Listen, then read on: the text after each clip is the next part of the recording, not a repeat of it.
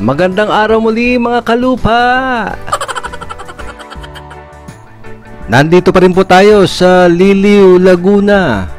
At ito pong nakikita ninyo ay isang 1,000 square meter po na lot for sale. At ito po ay tax deck at ika-third lot po mula sa Barangay Road. Ayan, so ito po ay daang tao lamang. So wala po talaga siyang ibang way, ano? So daang tao lang po. Kaya napakamura po nito.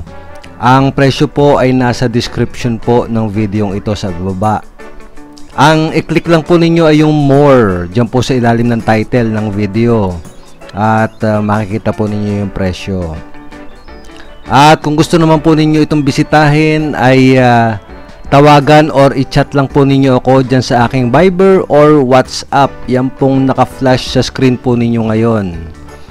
Ayan, so pwede rin naman po sa Globe. Ang problema po, matagal po na ma-receive ko yung inyong text or baka hindi po kayo makatawag kasi lagi pong walang signal dito sa amin.